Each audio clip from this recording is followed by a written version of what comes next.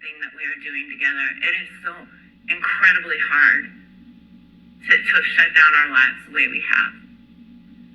I am absolutely certain you will look back and know that you helped save each other. This is Dr. Amy Acton, Director of the Ohio Department of Health. Trademark lab coat, emphatic hand gestures, and a knack for metaphors. It's like Swiss cheese. So I want you to picture a hurricane. When you have a fire on your stove and you have your kitchen extinguisher, you'll want to get it quick. You may not have seen her press briefings, but in Ohio, they've become a daily ritual, catapulting her from unknown local official to cult icon. Hi, my name is Amy Acton. Any questions? Dr. Amy could help us find out the coronavirus. In her youth, Dr. Acton overcame neglect and homelessness on her way to being crowned homecoming queen, and last year, she became the first woman appointed to run Ohio's health department. Under her, Ohio has become a leader in responding to COVID. It declared a state of emergency with just 3 confirmed cases. And it was the first state to shut down schools. Later that same week, some governors were still proudly eating in packed restaurants. And Dr. Acton issued a stay-at-home order affecting more than 11 million people when the death toll was still just 3. So how did Dr. Acton do it? To find out, we watched more than 7 weeks of press briefings, and we noticed themes that, well, let's just say other leaders should pay attention to. First up, she empowers us. Take a look at this clip from the day Dr. Acton issued that stay-at-home order. I don't want you to be afraid. I am not afraid. I am determined. But I need you to do everything. I want you to think about the fact that this is our one shot in this country. All of us are going to have to sacrifice. And I know someday we'll be looking back and wondering, what was it we did in this moment? Of her 65 words there, 12 are pronouns. Her repeated use of I tells us she's in it with us. She's taking ownership. Her use of you makes the audience feel a connection with her, even though we're watching from home. Toward the end, she switches from singular to collective pronouns, signaling that she's just like us. And we're in it together. She's in charge, yet she's made us feel like the heroes. There are everyday heroes everywhere. We know that not all heroes wear capes. You're heroic when you stay at home and watch your neighbor who's a nurse's child. I know you're all donning those capes in big ways and small ways. Please help us. Thank you. Ohioans were inspired, not just to stay at home, but to spread her messages to each other. Another theme of Dr. Acton's briefings is brutal honesty. And to understand this one, we have to take you back to mid-April. People were getting restless, wondering when things would get back to normal. So I do hope no one at home thinks like it's wide open, May 1st, going back to life as normal. The rules have changed, and they're not going to be quite the same. Life will be different for quite some time to come, and maybe in some ways that are permanent. She's preparing us for the long haul, even if it's not what we want to hear. It's really hard to hear that, but we are not going back to 6 months ago. That's not the reality we all face. This is something she does a lot, actually. Setting up bad news with a warning. Ohioans, I know that's hard to take. I know that's a hard truth for people because we want there to be a right answer in a right way. I know this is a deep breath we all must take.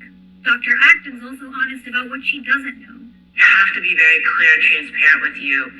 All of these numbers are a gross underestimation, and we have no real idea of the prevalence of this infection yet. A lot of leaders just avoid talking about uncertainty, but when Dr. Acton repeatedly says, we don't know, it's actually calming to hear her admit what we all feel deep down, that we just don't have the full story. And finally, Dr. Acton sees vulnerability as a strength. After watching dozens of hours of briefings, there was one word we kept hearing over and over. Please just acknowledge and give a name to what you're going through. Acknowledge it with each other. And so I just want to acknowledge that these are still really tough times. This is wearing on all of us, and I just want to acknowledge that. I just want to acknowledge that all of us are feeling this. It's such an unprecedented time. Hearing Dr. Acton acknowledge our harder emotions forces us to face them head on. Stuffing down fear and sadness just causes more stress and may make us act more selfishly instead of empathizing with each other. You'll have days when you're anxious, but don't kill yourself over that. Please know and forgive yourself and try again. And take a look at what she does here. Every day I go through stages of grief. I go through, denial. I go through a little anger. I go through a little bargaining. I don't have to wear this. I might not need it. This isn't true. I get a little down. When she tells us she's struggling too, we feel seen and heard and less alone.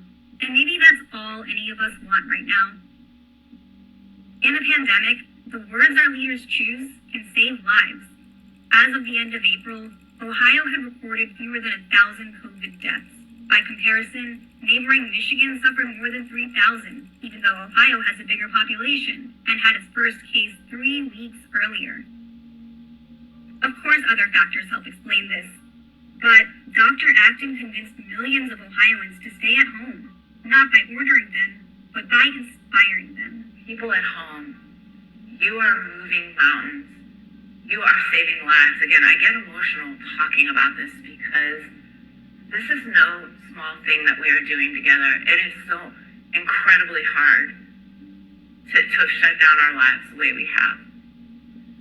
I am absolutely certain you will look back and know that you helped save each other in this state. The impact is profound. Please at home, don't stop.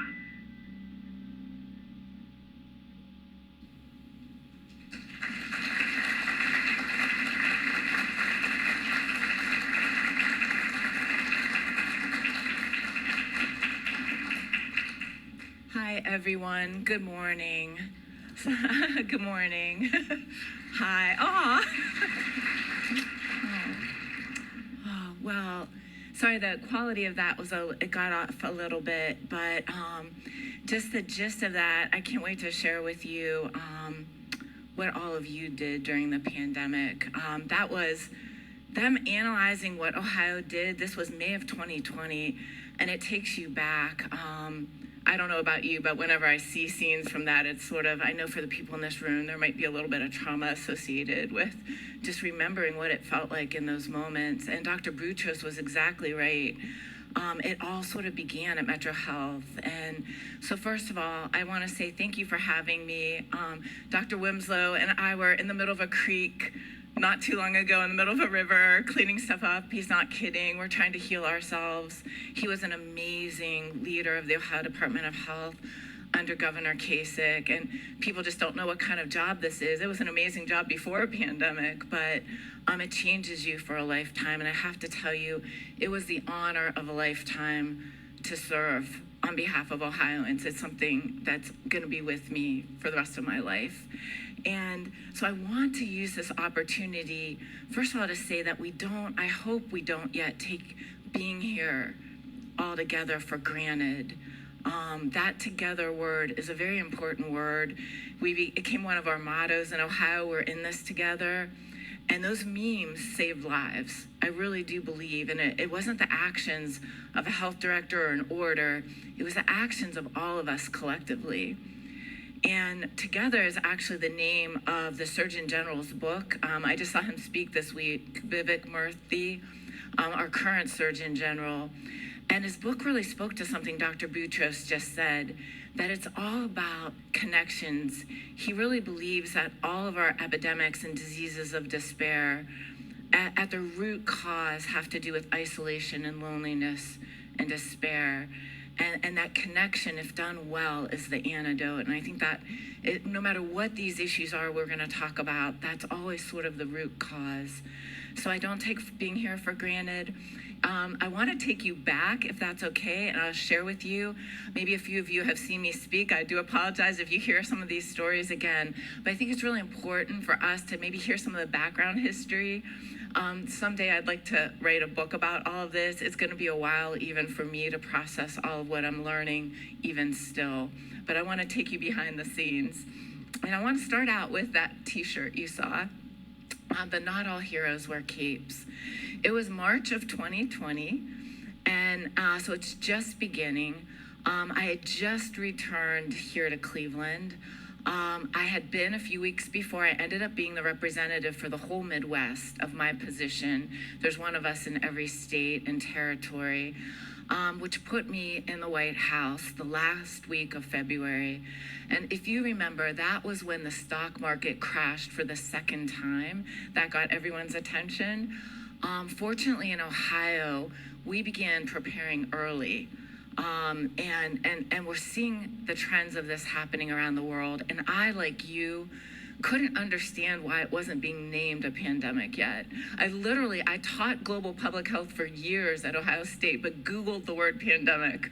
And I'm like, why is the World Health Organization not saying this word?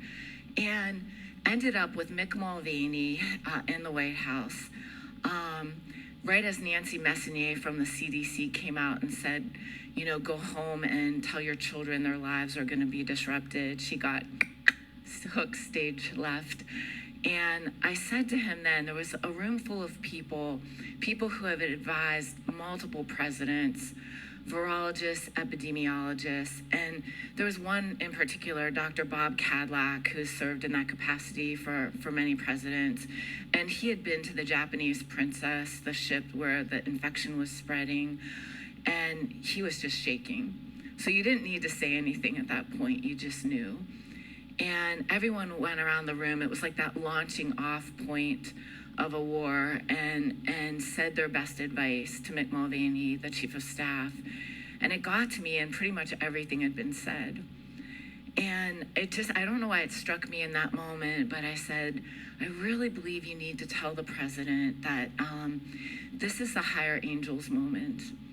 This is the FDR Winston Churchill moment. We are at war with a common enemy. Unfortunately, that enemy is invisible. I used to say in my public health classes that if only we had aliens invade from outer space, we'd realize we were all on the same team facing the same thing. And that's what this virus was. If it was Ghostbusters and you could throw some green dye on it, you could see little blobs floating around, we'd be like, yeah, we're gonna get you. And we'd all join. We had actually taught the world how to all work together in just this moment that we had feared ever happening. I remember Mick Mulvaney just shook his head. 2 weeks later, he was gone. I jumped on an airplane, flew back with the governor, met him at Metro Health to tour that unit. And we had the very first press conference. And we came out and we made a promise to Ohioans. We said that we will tell you the truth as we know it. Whatever it is, we would just tell you that, because that's what I was longing to hear. And that began the adventure. We literally got in a car, started driving back to the State House and making the Arnold Classic decision on the way back. So somewhere in that month of March, as we're making all those really impossible, very hard got policy decisions that really put us out in the lead, I got a call from Ryan Vessler. He is the gentleman who created Homage, the very cool apparel t-shirt company that a lot of young people like. And he said, I want to help. I want to make a t-shirt, a Dr. Amy t-shirt, because you're trending. And I said, and he wanted to do it for youth homelessness, which is something I'm very passionate about. And I said, well, what you have to understand is that you're going to know me for about a week or two. I thought it would just be a week or two. But before this is over, there's not one person who is not going to have to be a leader in some capacity or another. This is going to be a relay race. The baton is going to be passed from person to person, from nurse to superintendent to small business owner to everyone. And that's when he came up with the Not All Heroes Wear Capes. And that became our mantra in Ohio, from little kids getting shots wearing capes to all of us wearing that t-shirt. And it raised hundreds of thousands of dollars for youth homelessness, but became that mantra. And that's what I want to say to you today from that.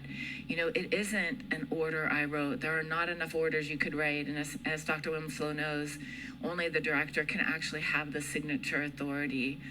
What we really had to do was ask each and every one of you to reach out and grab somebody near you and pull them up on the life raft. And so that's what our press conferences became.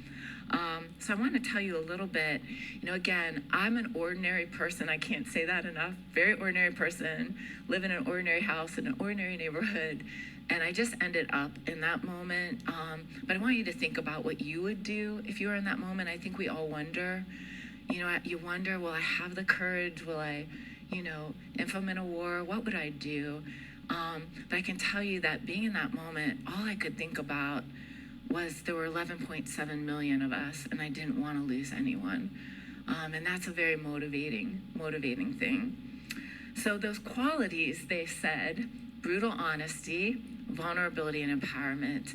Now, and years later, as I'm watching leaders of all types, those words really, I think, were an incredible analysis of what I think we're asking for in our leaders. I'd like to say I was super deliberate about that. The truth is, I was not press trained. They train us in public health to do crisis communications, as Dr. Boutros was saying. You have the C's. You're going to be clear, concise, credible, sometimes compassionate, and consistent. But those fell very short in a humanitarian disaster of this scale, scope, and duration. But what happened is that we all ended up there together in a room. I don't think that happens in anything else we do. It started with that first press conference, but you couldn't binge watch us, right? You had to come every day. And it was completely unscripted, which is never, ever done in politics. So that really is a testimony to the governor to have created that space for a doctor and a mom, not a politician. I keep saying I'm like the Ted Lasso of politics. I didn't know anyone at the State House the first day I swore in, and they said, you're in 12 lawsuits already, get going. And I'm like, what? As a doctor, what? And that began the adventure. And we did all these amazing things, from have an incredible opiate settlement here in Ohio, where we set aside that money into an endowment, a huge amount of it, for perpetuity. We did VACO 21, we dealt with Legionella outbreaks, all sorts of things. But it was this moment of hearing one woman's voice at the end of December saying, a weird pneumonia is in Wuhan. And I remember driving to the State House, and the traffic's all going in every direction, like every day. And I'm thinking to myself, what are the words you can possibly say to explain what is going to happen in this country? And what people don't know is right after 9/11, George W. Bush was given John Barry's book, The Great Influenza. I've gotten to know John Barry very well now as an author. He's a historian. And they found out that the gravest security risk to this country, not just to put the disease and all the horror that we're still dealing with aside, the gravest security risk to this country was a pandemic or a biologic weapon. And what it does, they realize, is that it greatly unmoors the world. And we're still unmoored, I would say. We're still in a phase of this pandemic. And we knew very quickly that our supply chains would be completely disrupted. I sat with all the hospital CEOs who I got to know well, and the heads of prisons and nursing homes and homeless shelters. We couldn't get amoxicillin in this country, or a cotton swab at times, let alone 3M masks. The little inner layer could not be made in this country anymore. Some of the blessings that come out of a disruption like that is, I think it's an incredible moment for Ohio and the supply chain coming back and us understanding that vulnerability. And then what they realized was that bad actors take advantage of those moments of weakness when people are unmoored. And just like 9/11, I remember that feeling that we all felt for about 4 days. There wasn't a stranger in the world. And I kept thinking about that feeling, and I just thought, how do we create that feeling again? And that's where a lot of the press conferences came from for me. And the second we told the truth, the best people in the world, Michael Lewis has written a book called The Premonition about this. He and I talk about it. We're fighting for a 9/11 style commission to study it. But the scientists who first came out in January were sort of attacked, and they had to go underground. They became something called the Red Dawn. And when we started telling the truth in Ohio, the best people from around the world started calling us. There were other serendipities that happened. I had hired a communications director 4 days before it really hit the fan. It turned out that her brother, Rajiv Venkaya, had gone to medical school with me. I'm from Northeast Ohio. I love this area. As you know, I grew up in Youngstown, went to Neo-UCOM, Neomed, and 2 years below me was her brother. He had helped write the pandemic playbook for George W. Bush. I did not know that. She said, my brother, he knows a little bit of something about wastewater and measuring viruses. I'm like, what? And so he took me to Carter Mecker. Carter Mecker's who's written about in the premonition and all the people who developed the strategies. So make no mistake, what we did together was throw the emergency brake. You never want to have to throttle back the way we did. But the mortality rate in March, if you ended up in the hospital in March of 2020, the mortality rate was somewhere near 25%, I've seen in some studies. For those of you who are bedside, and I know you're in this room, it was a horrible thing to watch. People don't understand how brutal this disease was. And that to put someone on a ventilator and intubate them, which is no fun thing on any given day for someone, and not be able to get enough oxygen in someone is a horrible thing. It's horrible for the patient. It's horrible to witness. By June of 2020, that rate had fallen back down to 5%. So that emergency brake, you never want to pull it, but that bought us the time to begin to learn how to deal with it. What I learned in our pandemic playbook, and why I hope that we have a 9/11 commission, which many of us are fighting for, is that we need to learn how to throttle out of that better. There were plans made. The White House had a plan. The American Enterprise Institute, Scott Gottlieb, very conservative organization, had a plan. The National Governors Association had a plan. In Ohio, we started planning reopening in March of 2020. I put together a team to start thinking about that. But politics took over, as we know, and a lot of that didn't unfold right. But I would also say the plan needs to have a whole new toolkit on what happens in this phase. Because quite honestly, we are still in a phase. And we really are still craving leaders who intentionally help us make meaning and lead through this part. The world is not quite the same. It's not going back in the bottle, the genie. At the same time, in the times of most disruption, we know things can go one way, a bad way. It's also the time you can make changes unlike any other time. It really opens up new innovation.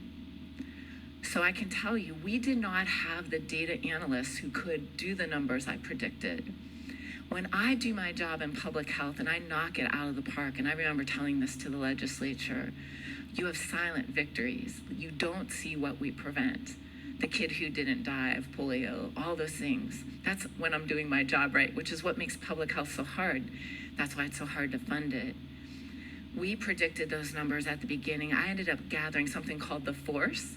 It was data analysts from the Cleveland Clinic and universities all over Ohio who could crunch those kinds of numbers. We don't even have in this country data systems that could keep track of this sort of thing that are functioning well. That's one of the things we learned and discovered. But these analysts worked tirelessly day and night as volunteers, and that's how Ohio got the good numbers. And of course, we did flatten that curve in Ohio. And again, it was the results of Ohioans. Not all of us have to do it right, but if enough of us do it right. And so my wish is that we have this study and go forward. I want to tell you a little bit about vulnerability. Now, again, I wasn't scripted. I'm not a politician. So I think I just deferred to talking like a doctor or a mom. And one of the things, a Kenyan professor studied the press conferences and said we created this ritualized holding space. We all came together, and that's kind of what we often have to do in healing. A lot of times we can't fix all the worst things, but being with itself is very, very powerful, and we can't forget that. I don't want to minimize the hate that you saw. I had January 6th characters in my yard. I had executive protection from March on because what was on the dark web. I didn't know till later that there was a safe house for my family. There were the anti-Semitic slurs. I'm Jewish, my husband is Episcopal. At my house, my Christmas decorations were still up because I'd been so busy working on the pandemic. No one seemed to notice that. And some of that came from people in the legislature, people who know better. But the truth of it was, and Ted will tell you this, that we have mail rooms that are like maybe 2/3 the size of this room, one at Ohio Department of Health, one at the governor's office. You could not walk through those rooms for what Ohioans made and did and sent. Ohioans started making art, they started making meaning, they started doing things to help one another. I would talk about 6 degrees of Kevin Bacon spread of infection, and there was a giant Bacon statue made, 6 foot tall, that was in a Cincinnati office park.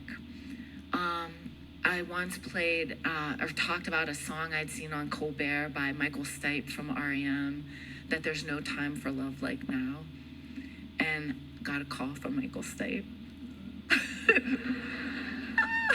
And who really was, he had gotten COVID early on. He had gone from New York to Georgia to stay with his family and wanted to do something to make a difference. So people all over the country were watching Ohio. Bonnie Bowen, there started to be the fan club, fan page. And again, I was so busy working behind the scenes with everybody, like doing the emergency response. I wasn't getting to see it all in the beginning. But Bonnie Bowen was 90 some years old, and she did a watercolor every day documenting the progress of the pandemic, and all these folks followed her. And then somewhere way later in the progress, she got COVID, and people sent like hundreds of thousands of prayer messages to her from Ohio and around the country, and she got better. And again, I've always believed that her doing that kept her alive through that, and what we did back kept her alive. And so these stories went on and on. There were signs that said, act on love, not hate, a play on my last name, which I would never think of.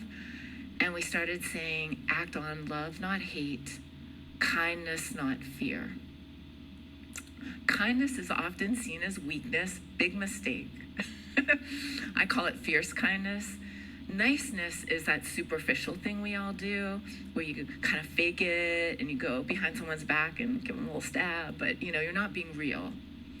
Part of that brutal honesty, the kindness is this age-old enduring principle in every religion, in every mythology, in every philosophy through time.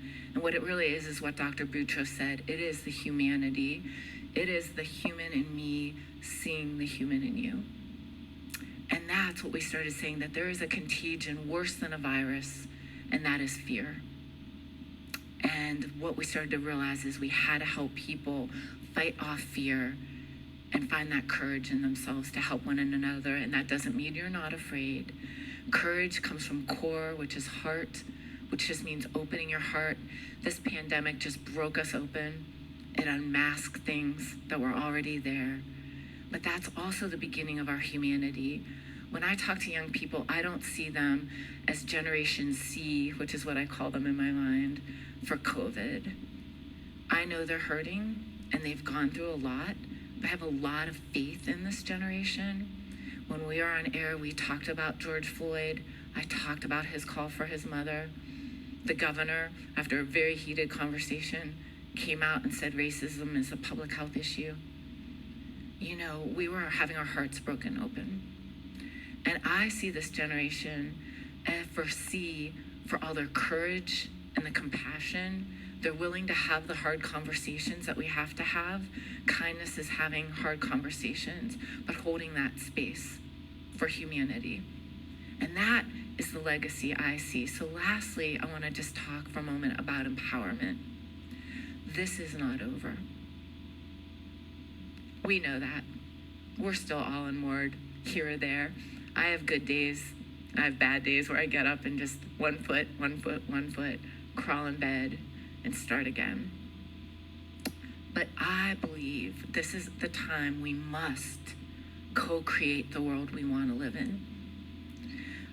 There's a bipartisan commission that has studied democracy, and they do believe that we are at a fourth founding of our country.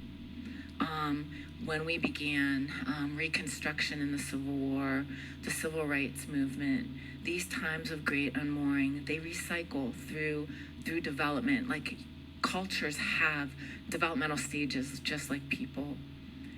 And you have to stay alert for this and be intentional, because right in this moment, I believe, is real threat. I mean, as an ordinary person, to pull up that hood and look underneath it and look in the eye some of what I looked into, it's not pretty. You know, we've let a lot of things languish, like our data systems, etc., that we have to fix. But at the same time, the will of our hearts and souls is very, very strong. But we have to do that together. Like, we have to keep pulling each other up on these life rafts, looking for those ideas, like Dr. Boutros said, finding those people we can gather around with, because right now is the time for co-creation. I believe that this is going to go on like this for a bit. We are going to study this. We are going to make memorials to this. We will mourn, finally. We have lost so much more than we can calculate. The numbers are gross underestimates still, and we're dealing with long COVID and all the cascading consequences. But we will make meaning out of it. And that's what we need from you, the leaders we wish we all had. If I could be in a moment like that as a very ordinary person, I promise you I am. Very normal, all the same human frailties. All of us have those moments when we can't look the other way and we don't know when they're going to find us, when they're just going to grab us and find us. And so I want you to think about this as you go forward. It's been an honor of a lifetime to serve you. When you get lost, try to own it. Try to be honest, which is putting the hard cards on the table. It hurts, but from my childhood, that's what I learned. I could take any crisis when I just know the ground I'm standing on, because that's when you begin to solve the problems. So try to be honest. Find that open-heartedness where you can, but be fierce. Tell that truth, and then look around to who you can power to go with you. And it's an honor of a lifetime to have served with you. Thank you for all you've done leading, because I know you've all been on those front lines. And I look forward to the conversation ahead. Thank you.